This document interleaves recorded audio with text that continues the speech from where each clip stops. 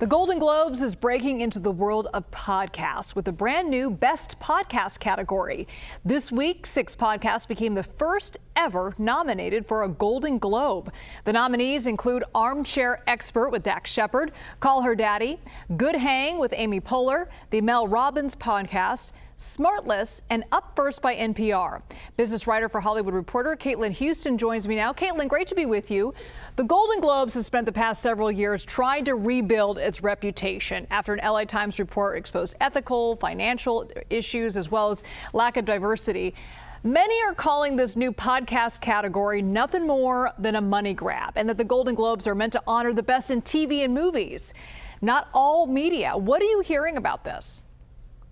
Well, what they said off the bat was that this category was introduced in part to recognize the popularity of podcasts, but also about how podcasts are increasingly becoming just like TV, as YouTube is one of the most popular platforms, and as people are consuming them more and more, on YouTube or on their smartphones or watching via video. I have heard some of the outcry, but I think that podcasts are increasingly becoming part of the entertainment conversation, and that's also part of the mix.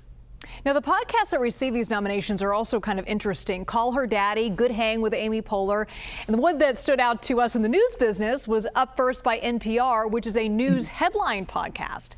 What do you make of these nominations and the ones who were notably not on the list?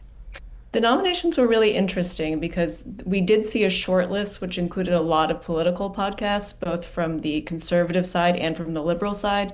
So we had stuff like Pod Save America. We also had Tucker Carlson. We had Joe Rogan somewhere in between. And none of those were selected as nominees. What we got instead were a lot of these celebrity personality-driven podcasts, which are very popular, but don't tread into the more controversial topics of the nominees that could have been on this list.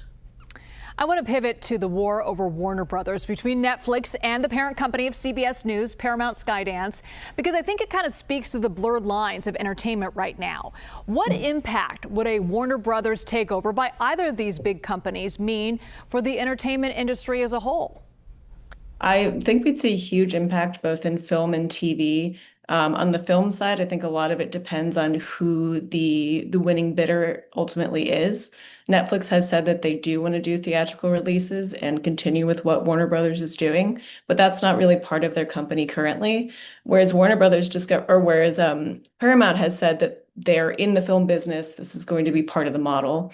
TV is also really interesting because Netflix is such a dominant streaming player.